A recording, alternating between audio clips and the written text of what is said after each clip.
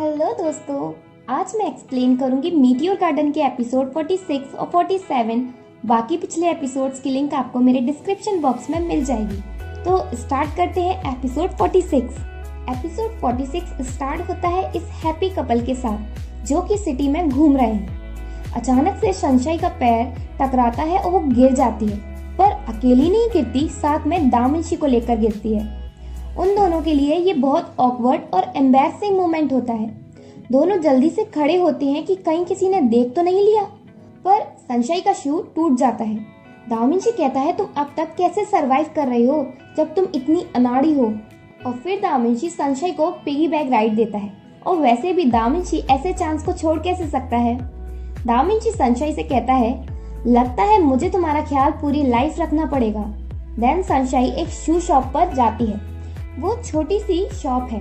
Shop owner बताती है कि सनशाइन छोटे से ही यहीं से शू लेती है। दामिंशी कुछ बुरा ही बोलने वाला होता है, सनशाइन से रोक देती है।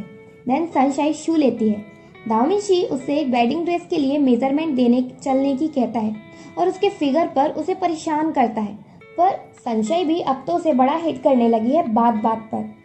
रात के टाइम सनशाइन दामिंग मेंशन पहुंचती है अपने वेडिंग ड्रेस का मेजरमेंट देने, और उसका मेजरमेंट मिसेज यू लेती हैं और कहती हैं उसकी वेडिंग ड्रेस सबसे बेस्ट और सेंटर ऑफ अट्रैक्शन रहेगी। और मिसेज यू दामिंशी से कहती हैं कि अब तुम सनशाइन को लेकर जा सकते हो, और वो उसे खींचकर ले जाता है। शीमैन और शायू डेट पर जाते हैं। शायू अपना लाया हुआ गिफ्ट शीमैन को देती है। शायू शीमैन के लिए केक लेकर आई है। शीमैन कहता है, क्या तुम लड़कियों को स्वीट थिंग्स बहुत पसंद होती हैं? शायू पूछती है, तुम लड़कियों मतलब? शीमैन कहता है, श्यूजिंग को भी स्वीट थिंग्स बहुत पसंद हैं। देन शायू शीमैन से अपने गिफ्ट के बारे में पूछती है। शीमैन ऐसे फेस एक्सप्रेशन देता है कि वो गिफ्ट लाना भूल गया, पर शायू कहती है, कोई बात नहीं, मैं खुश हूँ क्योंकि तुम यहाँ हो। पर उसे बिल्कुल भी अच्छा नहीं लग रहा। वो दोनों बाहर आते हैं। शीमैन शायू को वही गिफ्ट देने वाला है जो मेजो ने शाइना को दिया था, बिल्डिंग पर हार्ट शेप बनाकर लाइट से। वो शायू की फर्स्ट डेट स्पेशल बनाना चाहता है, और इसमें उसने चैन चिंग की हेल्प ली है, और चैन चिंग लाइट ऑन नहीं कर पाता। शीमैन शायू से थोड़ा दूर जाकर चैन चिंग को कॉल करता है और कहता है, तुम इतना छोटा सा भी काम नहीं कर सकते और तुम खुद को F4 का पार्ट बताते हो। शीमैन को पहली बार इतने स्ट्रेस में देखा है। शीमैन कहता है, मैं परफेक्ट बॉयफ्रेंड बनना चाहता हूँ और तुमने मेरी डेट खराब कर दी, यू इडियट। शीमैन वापस शायू के पास आता है। उसे कोई उम्मीद नहीं थी कि लाइट ऑन हो जाएगी। चैन चिंग और लीजेन भी साथ हैं और उन्हें भी नहीं पता कि लाइट ऑन क्यों नहीं हो रही। तभी अचानक से लाइट ऑन हो जाती है और हार्ट शेप बनता है। शायू उसे देखकर बहुत खुश होती है और कहती है, ये शायद किसी बॉयफ्रेंड ने अपनी गर्लफ्रेंड को सरप्राइज देने के लिए किया होगा, मुझे उसे थैंक्स कहना चाहिए। पर इन सब में शीमैन का फेस देखने लायक होता है। वो फनी फेसेस बनाता है क्योंकि उसे समझ ही नहीं आ रहा कि वो इस सिचुएशन में कैसे रिएक्ट करे। और ऊपर से शायू किसी और को थैंक्स बोल रही है क्योंकि उसे पता ही नहीं है कि ये शीमैन नहीं किया है उसके लिए। वो दोनों किस भी करते हैं, पर शीमैन के फनी एक्सप्रेशन चेंज नहीं होते। यहाँ सबसे बड़ा सरप्राइज ये है कि चैन चिंग और लीजेन के मन में एक दूसरे के लिए फीलिंग्स डेवलप्ड हो जाती हैं और वो भी किस करते हैं। दामिंशी सनशाइन को सरप्राइज देता है उसी जगह जहां उन दोनों ने साथ में मीटियोर्स देखे थे। दामिंशी कहता है, मैरिज करने से पहले मैं तुम्हें ब्यूटीफुल मेमोरीज देना चाहता हूँ। सनशाइन कहती है, तुम इतनी अच्छी मेमोरीज दे रहे हो कि मैं तुम्हें छोड़कर जा भी नहीं सकती। दामिंशी कहता है, मैं तुम्हारे लिए कुछ भी कर सकता हूँ, पर एक कंडीशन में, तुम हमेशा मेरे साथ रहोगी। और वो दोनों किस करते हैं। नेक्स्ट डे जब शायू अपने पार्ट टाइम वर्क पर पहुंचती है तो उसके मैनेजर बताती है कि वो अपनी और भी शॉप्स खोल रही हैं, इसलिए इस शॉप की मैनेजर अब शायू है। ये जानकर शायू बहुत खुश होती है। F4 शॉप पर जाते हैं फुल सपोर्ट में शायू के, क्योंकि आज उसका फर्स्ट डे है शॉप का मैनेजर बनने के बाद। वो उसकी सेल्स इंक्रीज कराने जाते हैं पहले की तरह, पर इस बार दामिंशी भी होता है। रात हो जाती है और अब वो सब फ्री होकर बैठते हैं। देन शायू उन्हें अपनी बनाई हुई न्यू फ्लेवर ड्रिंक देती है और सबसे उनके फ्लेवर बताने की कहती है। सब सही बताते हैं, पर जब दामिंशी की बारी आती है तो वो सनशाइन को बताने को कहता है और सनशाइन सही बताती है। मेजो कहता है, सनशाइन ने दामिंशी का दिल जीत लिया किसको पता था कि ये बड़ी आंखों वाली जिद्दी लड़की वो अब बहुत प्रिटी और क्यूट लगेगी। बीच में लेई बोल पड़ता है, आई विश मैं उसे किस करूं, क्योंकि जब मैं अब्रॉड में होऊंगा तो उससे मिल नहीं पाऊंगा। लेई की ये बात सुनकर सबके चेहरों से हंसी उड़ जाती है और सब उसे घूरने लगते हैं, सबसे ज्यादा डेंजरसली तो दामिंशी। लेई दामिंशी से पूछता है, क्या तुम जेलस हो रहे हो? दामिंशी कहता है, हाँ सबसे ज्यादा तुमसे। लेई कहता है, देन मुझे किस करना पड़ेगा, और वो जल्दी से सनशाइन के फॉरहेड पर किस करता है। अब क्या था, अब तो दामिंशी का गुस्सा 7वें आसमान पर। वो लेई के ऊपर चढ़ जाता है। मेइज़ो और शीमेन उसे रोकते हैं। शीमेन कहता है, इसमें प्रॉब्लम क्या है, सिर्फ किसी तो है। दामिंशी कहता है, अच्छा तो मैं शायू को किस करता हूँ, और वो शॉप पर इधर उधर भागना स्टार्ट कर देते हैं। शीमेन शायू को बचाता है और दामिंशी शायू के पीछे पड़ जाता है। सनशाइन दामिंशी को रोक देती है और वो सनशाइन की बात मानकर बैठ जाता है। नेक्स्ट डे सनशाइन सब रेडी करती है, उसके पेरेंट्स भी रेडी होते हैं क्योंकि उनसे मिलने दामिंशी की मॉम जो आ रही हैं। सनशाइन और दामिंशी की वेडिंग की प्रिपरेशन के लिए वेट करते करते बहुत देर हो जाती है, पर वो नहीं आती। तो सनशाइन दामिंशी को कॉल करती है, पर उसका फोन उसकी मॉम उठाती है। सनशाइन कहती है, मिसेस दामिंग आप कब तक आओगी, हम आपका वेट कर रहे हैं। वो कहती है, मैं आज बिजी हूँ इसलिए नहीं आ सकती। सनशाइन कहती है, पर आपने तो कहा था कि आप आओगी। मिसेस दामिंग कहती हैं, वो तो मैंने अपने सन की वजह से किया, क्योंकि वो तुम्हारे साथ था। मुझे डर था कि वो तुम्हारी ट्रिक में ना फंस जाए मैरिज करके और फिर वो सारी जिंदगी रिग्रेट करे। अब सी मेरे पास वापस आ चुका है। मैंने उसे सेंस में बात की और उसे मेरी बात समझ भी आई और वो मेरे साथ लंदन जा रहा है और वो संघाई वापस कभी नहीं आएगा।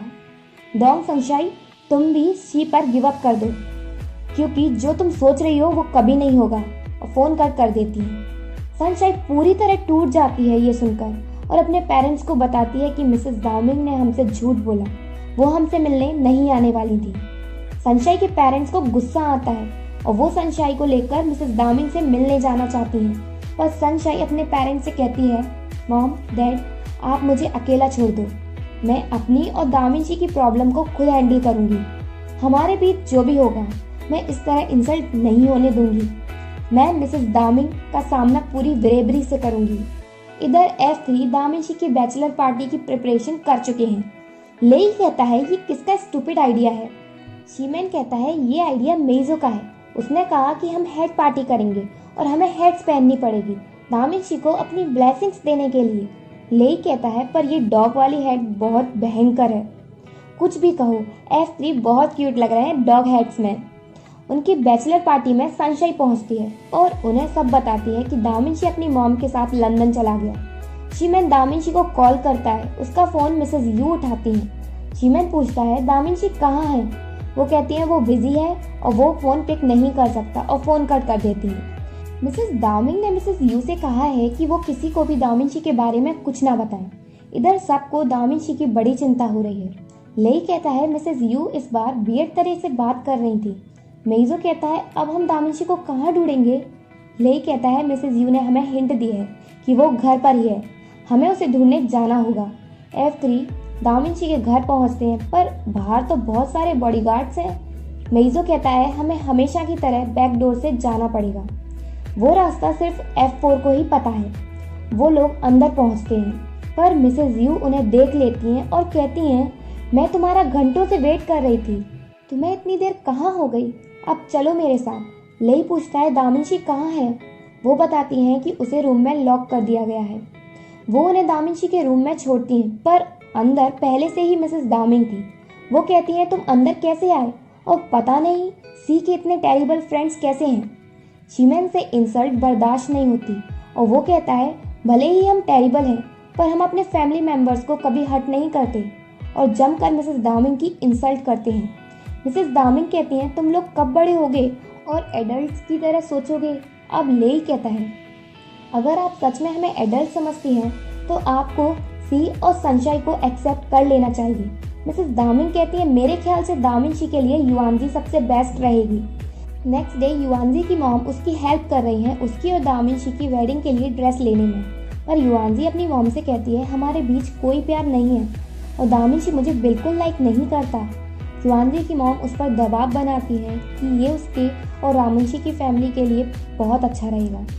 इधर F3 बहुत परेशान है दामिनशी को लेकर जो उसके घर में हो रहा है। मेइजो कहता है मिसेस दामिन पागल हो चुकी हैं। लेयू उन्हें बताता है कि दामिन ग्रुप बैंकरप्ट होने की कगार पर है, इसलिए वो ये सब कर रही हैं। और ले हमेशा की तरह इस बार भी सॉल्यूशन देता है कि अभी सबसे अर्जेंट है कि दामिनशी को कुछ भी करने से रोकना, नहीं तो वो इसकी वजह से हमेशा रिग्रेट करेगा। देन F3 और युआनजी सनशाई से मिलने जाते हैं। वो उसे कंफर्ट देने की कोशिश करते हैं, पर सनशाई कहती है ये करने की ज़रूरत नहीं है, तुम ये बताओ दामिनशी कैसा है। शीमेन उसे बताता है कि मिसेस दामिन जल्दी ही युआनजी और दामिनशी की मैरिज करवा देंगी। युआनजी कहती है सनशाई मैं ये नहीं चाहती और तुम मुझे फेवर करो, तुम दामिनशी को छोड़ दो, क्योंकि दामिनशी को जब ये बात पता चली है वो तब से कुछ ना खा रहा है ना कुछ पी रहा है, वो ऐसे मर जाएगा। मैं उसे ऐसे नहीं देख सकती, अगर तुम उसे समझाओगी तो वो मान जाएगा। सनशाई कहती है उसकी मॉम मुझे मिलने नहीं देंगी। लेई कहता है वो मिलने देंगी। सनशाई को बिलीव नहीं होता कि लेई उसे गिव अप करने को कह रहा है। शीमेन कहता है सनशाई तुम ही हमारी हेल्प कर सकती हो, दामिनशी से मिलकर तुम्हें तुम्हारा बॉयफ्रेंड वापस तो नहीं मिलेगा, पर इससे दामिनशी की लाइफ बच जाएगी। युआनजी सनशाई से बहुत रिक्वेस्ट करती है कि वो दामिनशी से मिले और उससे बात करे। सनशाई मान जाती है और कहती है एक कंडीशन पर, मैं तुम्हारी हेल्प करूंगी, पर तुम मुझे अपनी वेडिंग में इनवाइट नहीं करना, क्योंकि मैं उसे देने को तुम्हें तैयार हूँ। सनशाई युआनजी के साथ दामिनशी से मिलने उसके घर जाती है। मिसेस दामिन युआनजी से कहती हैं अब तुम इस घर का पार्ट बनने वाली हो, तुम इस घर के रूल्स नहीं तोड़ सकती, तुम किसी लो स्टेटस वाले पर्सन से फ्रेंडशिप नहीं करोगी। देन युआनजी कहती है कि वो सनशाई को दामिनशी से मिलवाने लाई है। मिसेस दामिन साफ मना कर देती हैं कि सनशाई दामिनशी से नहीं मिलेगी। युआनजी समझाती है कि सनशाई दामिनशी को समझाएगी, जिससे वो खाना पीना स्टार्ट कर देगा और सनशाई अब दामिनशी को छोड़ भी देगी। आप सनशाई को दामिनशी से बात करने दो, वो दामिनशी को अच्छे से समझा देगी। युआनजी की बहुत रिक्वेस्ट करने के बाद मिसेस दामिन परमिशन देती है, पर सनशाई दामिनशी से मिलेगी नहीं, सिर्फ डोर के बाहर से बात करेगी। सनशाई मान जाती है और युआनजी से कहती है कि वो अकेली दामिनशी से मिलने जाएगी। अब सनशाई दामिनशी के पास जाती है, वो दोनों डोर के थ्रू बात करते हैं। सनशाई कहती है इडियट तुम खाना क्यों नहीं खा रहे, तुम ये स्टूपिड थिंग्स क्यों कर रहे हो, मेरी वजह से तुम मुझे हमेशा इडियट कहते हो, पर तुम इडियट हो। सनशाई को ये सब कहने में बहुत प्रॉब्लम हो रही है, वो रोना चाहती है, पर अपने लव के लिए वो ऐसा नहीं कर रही। वो दामिनशी को समझा रही है कि वो अपनी मॉम की बात मान ले और युआनजी से मैरिज कर ले। युआनजी तुम्हें लाइक करती है, पर मैंने तुम्हें सच में कभी लाइक नहीं किया, मैं ऑर्डिनरी गर्ल हूँ, मैं तुमसे मैरिज फेम और मनी के लिए करना चाहती थी। दामिनशी अभी तक कुछ नहीं बोला, पर सनशाई से कहता है कहती रहो। सनशाई कहती है जब हमने डेट करना स्टार्ट किया था तो वो बहुत अच्छा था, पर एंड बहुत कॉम्प्लिकेटेड होता है और अब मैं इसको और नहीं झेल सकती। दामिनशी कहता है सनशाई तुम बहुत क्यूट हो, तुम कैसे इतनी स्टूपिड और क्यूट हो सकती हो, मैं बहुत खुश हूँ। सनशाई कहती है तुम क्या कह रहे हो। दामिनशी कहता है सनशाई सोचो जो भी मैंने तुमसे कहा है, उन बैड टाइम के बारे में सोचो जिनसे हम गुजरे हैं। मेरा प्यार तुम्हारे लिए कभी भी डगमगाया नहीं है और मैंने कभी तुम पर गिव अप करने का नहीं सोचा, न पास्ट में, न आज और न फ्यूचर में। अब मैं अपने अंदर एनर्जी फील कर रहा हूँ, तुम मुझे स्ट्रेंथ देती हो। सनशाई इस पूरे वर्ल्ड में मुझे सनशाई चाहिए अपने साथ और कोई नहीं। सनशाई कहती है दामिनशी आज के बाद मैं अपने दिल से कभी झूठ नहीं बोलूँगी, हमारे बीच बॉल है, पर तुम्हें अकेला कभी नहीं छोड़ूंगी। तुम्हें याद है तुमने कहा था कि अगर मैं तुमसे दूर जाऊंगी तो तुम मेरे पीछे आओगे, और अगर मार्स तक भी गई तो तुम मेरे पीछे मार्स तक भी आओगे। वो दोनों सिर्फ एक डोर के थ्रू ही एक दूसरे को फील करते हैं, भले ही ये मोमेंट उनके लिए मुश्किल है, पर उनका ट्रू लव इसे फेस कर ही लेगा। सनशाई वापस आती है, युआनजी उससे पूछती है क्या वो मान गया। सनशाई कोई जवाब नहीं देती। युआनजी को लगता है कि दामिनशी सनशाई की बात भी नहीं मान रहा। जब मिसेस दामिन वहाँ आती है तो सनशाई युआनजी से कहती है मुझे समझ आ गया दामिनशी ये सब क्यों कर रहा है, और शायद तुम्हें ये समझ ना आ रहा हो, पर मैं उसके साथ खड़ी होंगी। वो खाना नहीं खाएगा, मैं भी नहीं खाऊंगी, वो बाहर नहीं आएगा, मैं उसका वेट करूंगी। युआनजी उसे समझाती है कि वो दामिनशी की तरह बेवकूफ़ी ना करे। मिसेस दामिन कहती है तुम्हारे ये करने से मैं तुम्हें सिंपैथी नहीं दिखाऊंगी। सनशाई कहती है सिंपैथी की ज़रूरत तो आपको है। सनशाइन वहां से चली जाती है और दामिन मेंशन के बाहर खड़ी होती है। बहुत देर हो जाती है, बारिश भी होने लगती है, पर वो अपनी जगह से नहीं हटती। लेई उसके पास अम्ब्रेला लेकर जाता है और कहता है वो कुछ खा ले, पर सनशाइन मना कर देती है क्योंकि जो दामिनशी कर रहा है वही वो करेगी। जब तक दामिनशी नहीं खाएगा वो भी नहीं खाएगी। मेइजो और शिमैन को भी चिंता हो रही है, पर शिमैन कहता है ये उन दोनों का म्यूचुअल डिसीजन है। सारा दिन निकल जाता है और सनशाइन अपनी जगह से नहीं हटती। नेक्स्ट डे मिस जुआंग आती हैं और वो सीधे अपनी मॉम से मिलकर कहती हैं आप इतनी क्रूल कैसे हो सकती हो, आपका लड़का खाना नहीं खा रहा और जो लड़की उसे प्यार करती है वो बाहर रहकर खुद को भूखा रखे है। क्या आपका दिल पत्थर का है? पर मैं आपको वो गलती फिर से नहीं करने दूंगी जो आपने मेरे साथ की। मिसेस दामिंग कहती हैं तुम्हारे साथ क्या हुआ, वो तुम्हें छोड़कर चला गया। जुआंग कहती है मेरी सिचुएशन अलग थी और दामिनशी की अलग। मिसेस दामिंग कहती है दामिंग ग्रुप अभी प्रॉब्लम में है और मैं दामिनशी को बैंकरप्ट बिजनेस नहीं देना चाहती। वो ही अकेला दामिंग ग्रुप का एयर है। जुआंग कहती है सनशाइन आपसे ज्यादा ब्रेव है और कहती है आपके और बच्चे क्यों नहीं हैं, और होते तो आप उन्हें भी सेल कर देती बिजनेस के लिए।